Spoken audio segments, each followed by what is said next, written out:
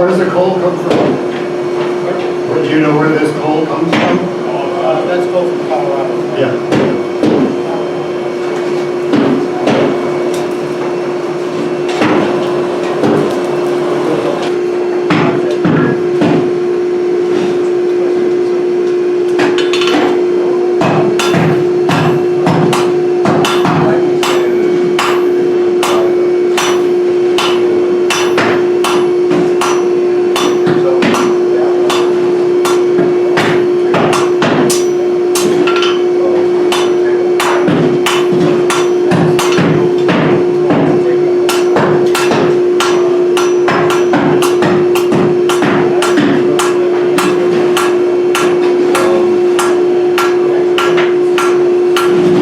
Let's just cut it with that cutter.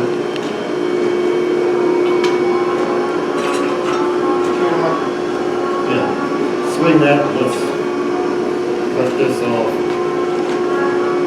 Yeah, go.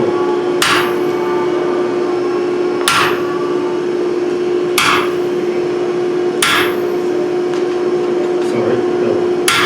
Yep.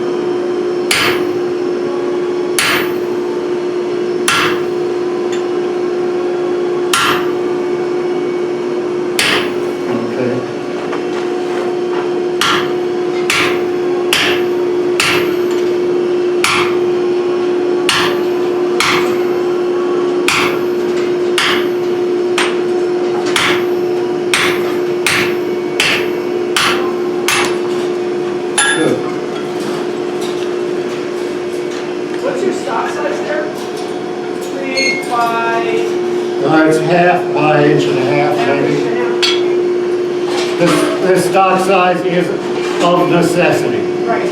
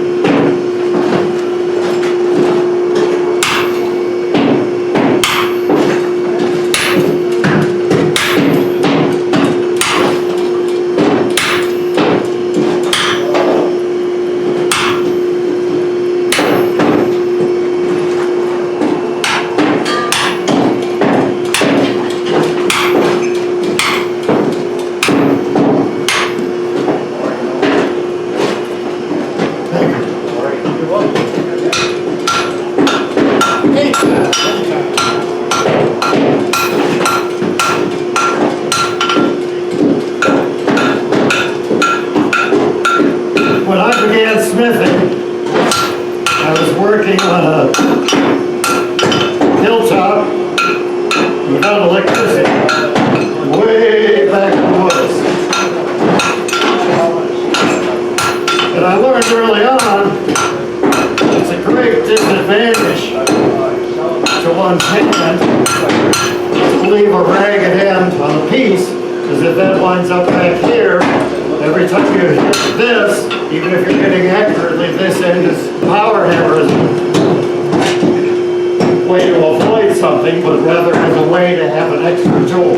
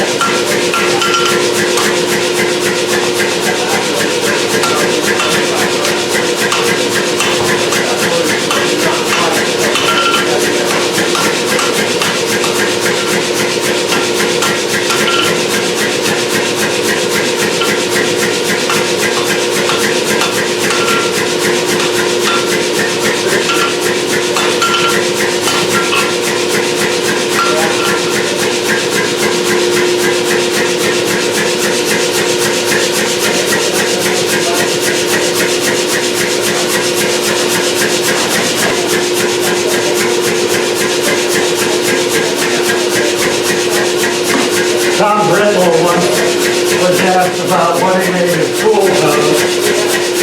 And he commented, he only used mild steel because every tool was a trick. And you didn't want to keep using a trick too long.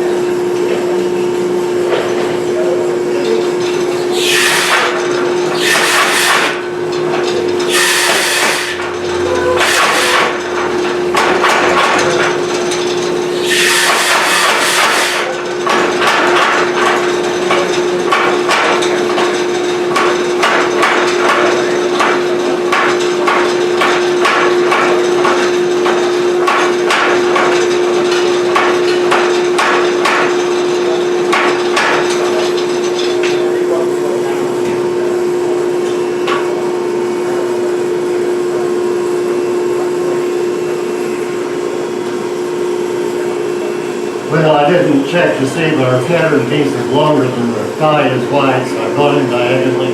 But even at that, it's not completely covering. So this is a demonstration in principle rather than a demonstration in how to do it.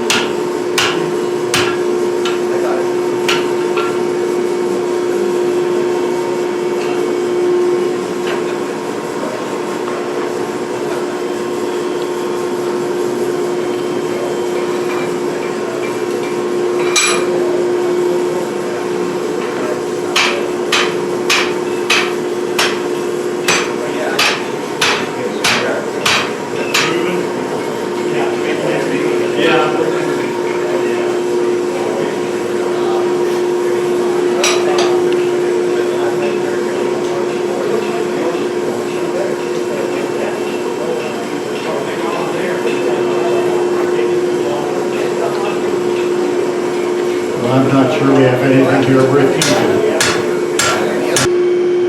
Is if I share, because then someone else will share with me, that made the whole modern blacksmithing movement and it founded the principles of the panel. Well, one of the realities was that we were all excited as heck about the potential, but we had relatively few skills. So that almost all the early work, with the exception of a few people like Tom Bredlow, and that became a hallmark of my design.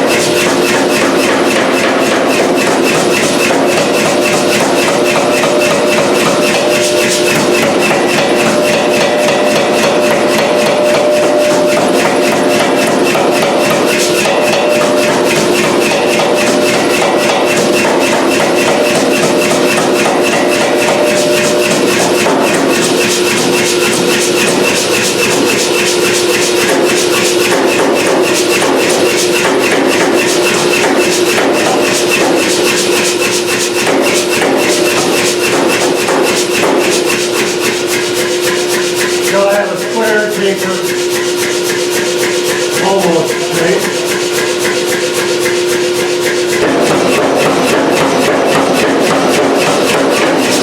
My first step, almost any paper I do, is to first establish the minimum. Then I don't have to worry about that yet.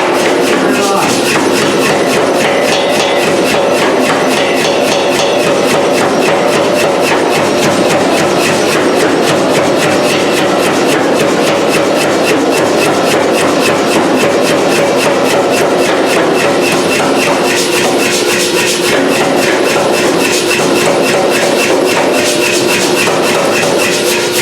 One of the things Bill taught me, that he had learned from Brubaker,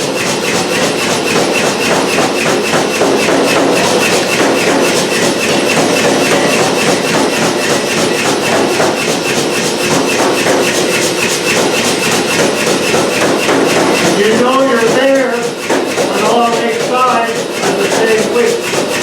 And once I am, then I start rolling. I can't run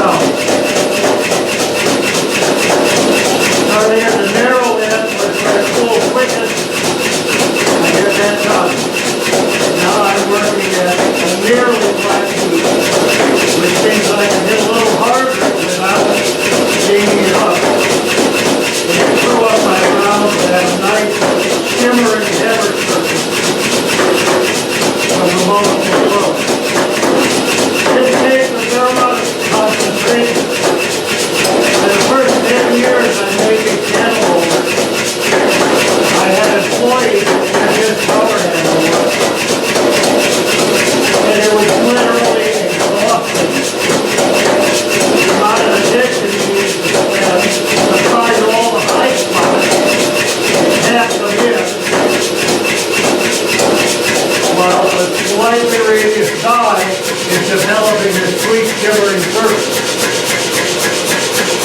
Going to this side, about the very beginnings of AABA, most of us who were coming together at that time.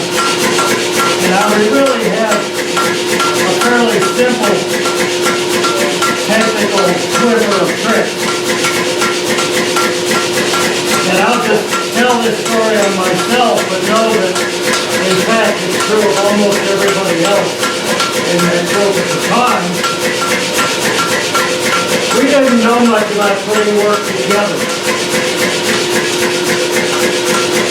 So you can look at a piece of this ribbon and understand how to put a ribbon in.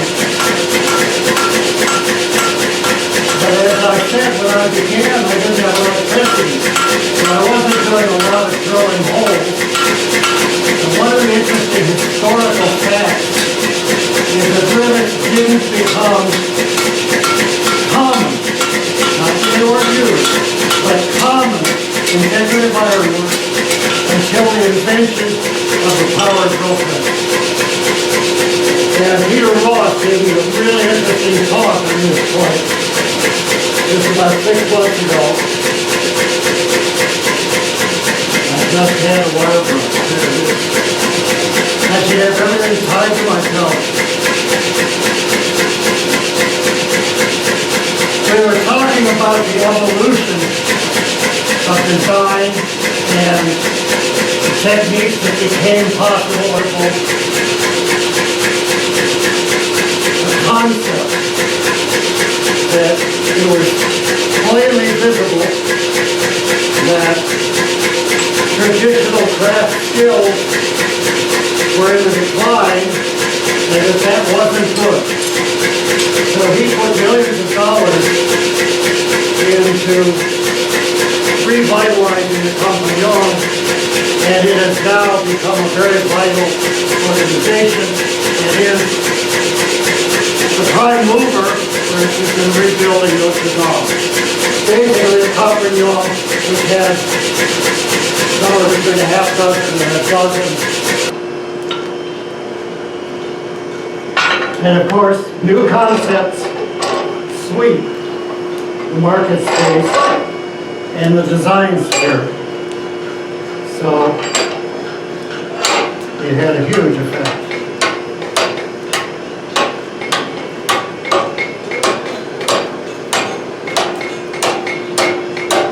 All of which I think was a distraction from where I was starting to go, which was talking about the Smiths of my generation and our relatively simple technical skills.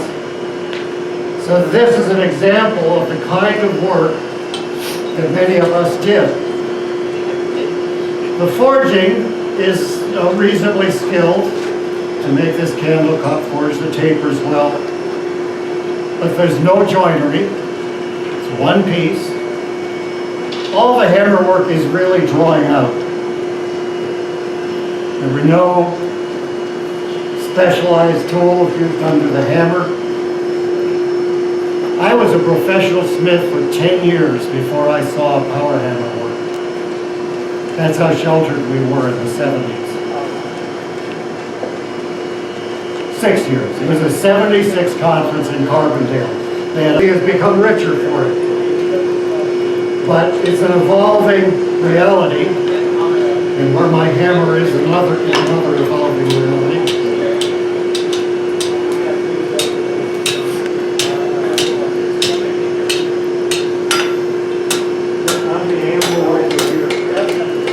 Oh yeah, there should be, thank you. I knew it had to be somewhere close by.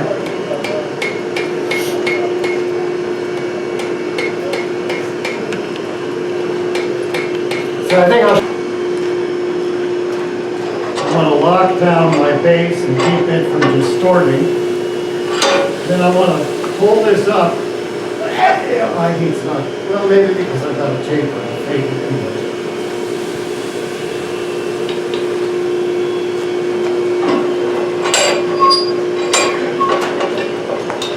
So this gives a very convoluted, very organic, kind of Art Nouveau form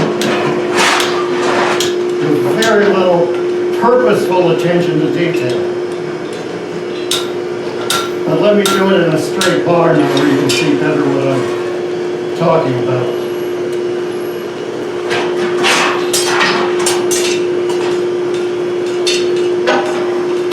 Straight up is better. Then I'm going to pull it 90 degrees. The bend happened at the middle where it's hottest. Now I'm going to pull and make the bend move over into the stiffer part. And now I'm going to bend the hottest part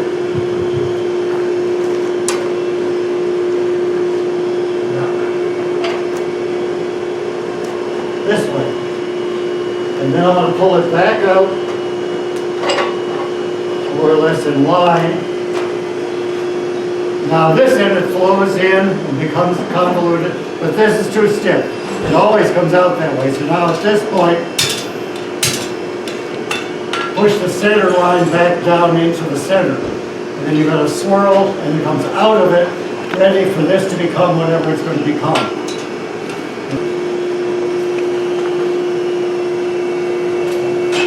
Good.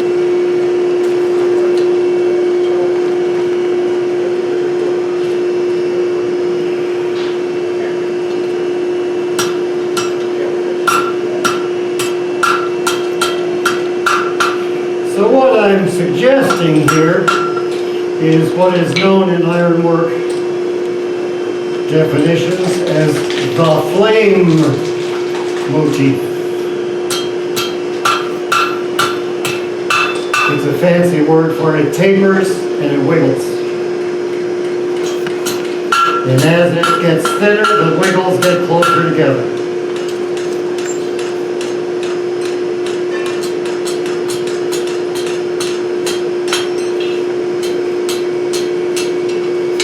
So we got that. So now the question is how to make that flow out of this. Right now, we've got sort of a limp wrist kind of effect here, but it doesn't really.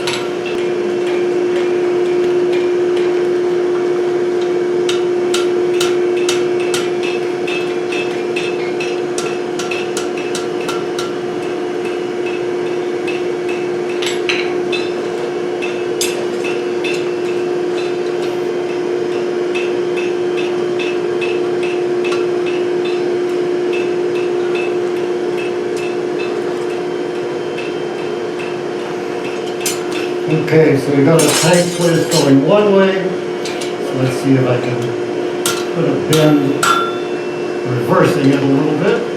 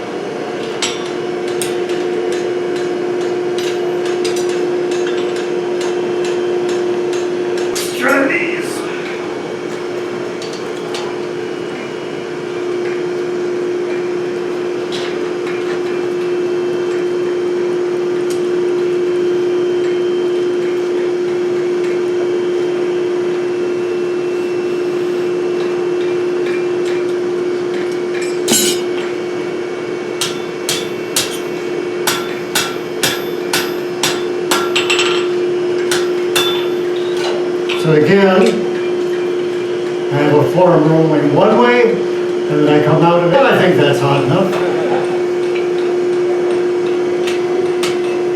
So it's closed.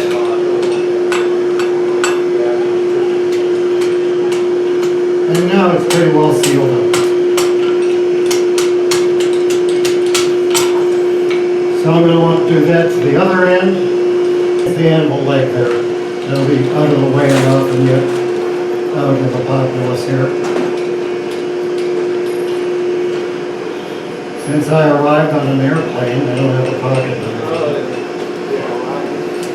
Thank you.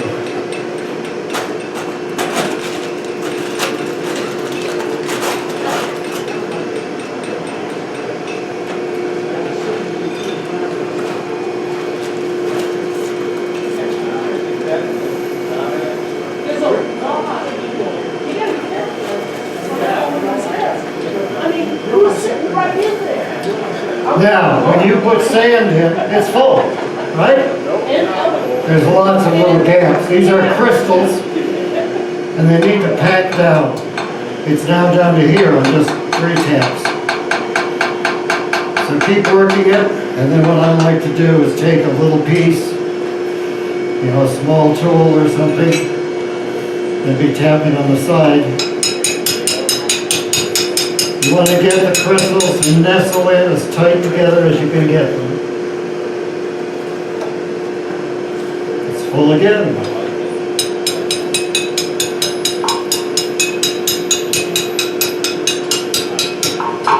Turn it. Tap some more. Now it's down about 1.25 inches.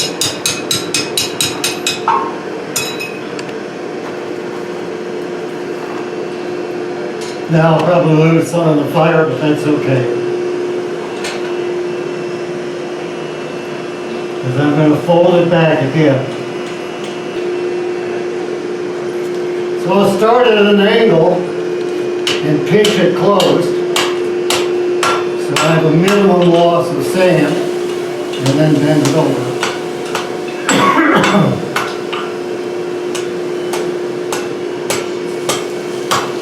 Now, folding that down, I am compressing sand. So there's our starting position. I'm going to take a heat about here. It's good to have some extra. So when I'm doing this, I work like 6 foot lengths. You want some extra because you have to put it in the vise. Like we'll use this vise since it will work a lot quicker. To do this when I'm doing a big piece, I'll have an assistant. I'll hold the piece and he'll run the vise, and then we'll have an appropriate sized pair of a bending fork. Give that a moment. When something's in the vise is trying really hard to suck heat out. Sucking heat out makes it shrink so it becomes loose. So give it a moment, and then tighten it again. Yep, I'm tangled up.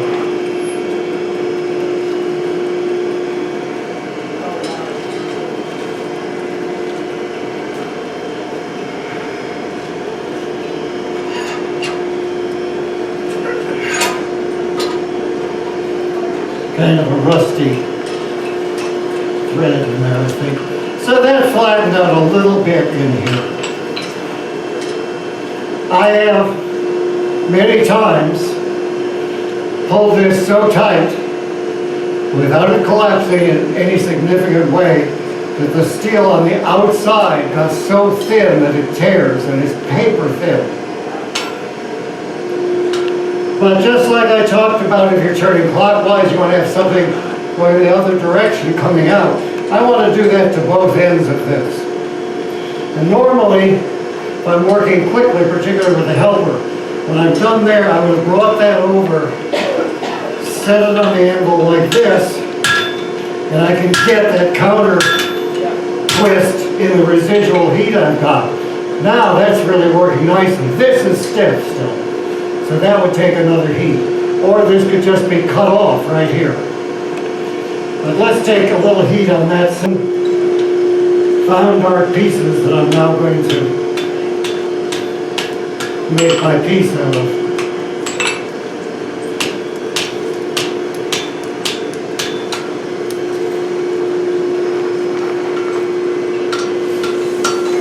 And unless something happens that this thing really collapses, it's still possible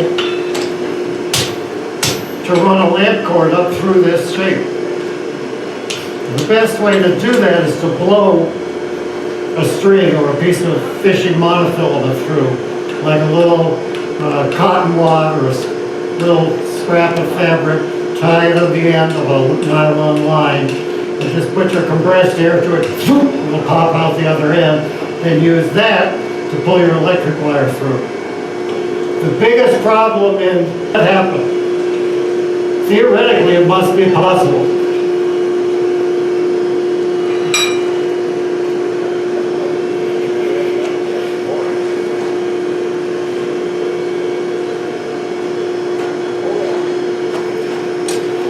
I thought when I first did this, that, you know, like, how the heck would I did tear the metal a little bit.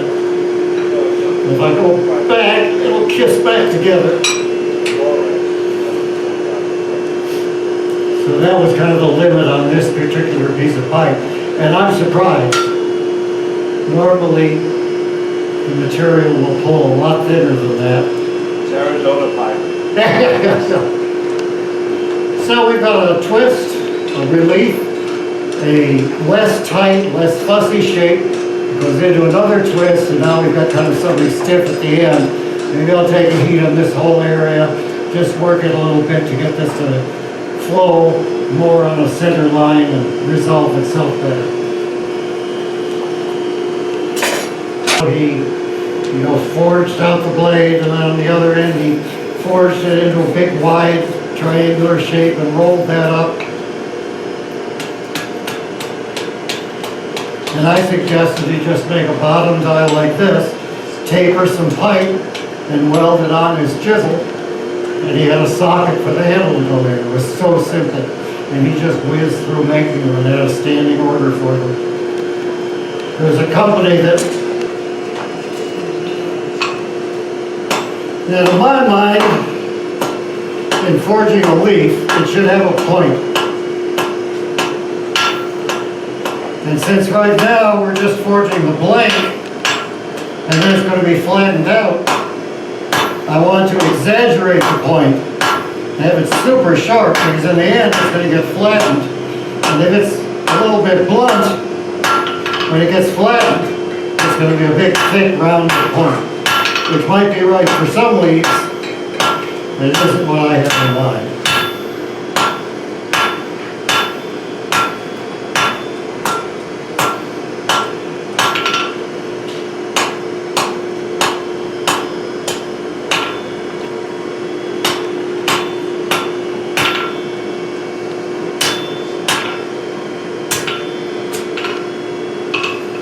So this is very quick and sloppy, but I've got a fairly sharp square point. I have a shoulder.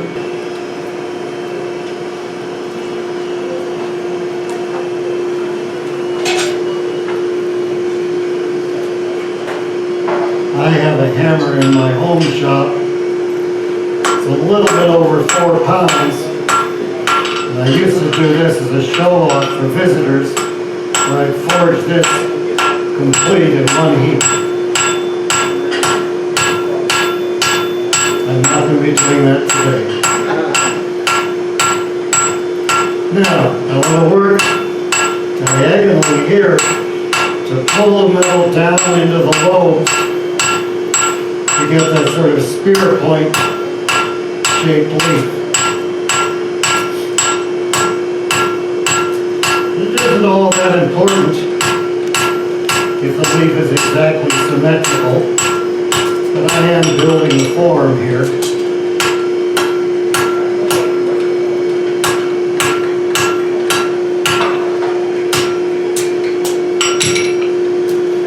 So I've got a sort of lumpy leaf there, but having a whole variety of very natural looking things in one side, and then I'm going to put them in the other side.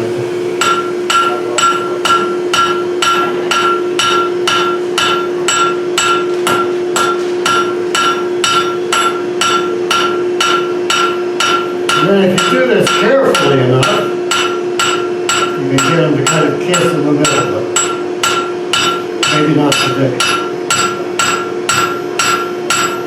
The reason I do this over the horn is that it's the same effect as having the cross beam on the hammer have an arch to it so that it hits in the middle but doesn't hit on the corners. So I don't have marks made by the corner of the hammer, but I'm getting something like this. Grape leaf, or an oak leaf, but they're all abstractions in the end. They're not trying to make a photocopy. By doing this over the wood, I am forming a hollow, or in effect a raised section on the front of the leaf without smashing the veins. So now that causes the leaf to loop backwards. And I put a little bit of the sort of flame motif in the end. So there's a very, very asymmetrical leaf. But if highlighted with color or brass brushing or tinted paste finishes or taking fine sandpaper and rubbing over it so you bring up the silver and the highlights of the ridges, this can have a lot of character.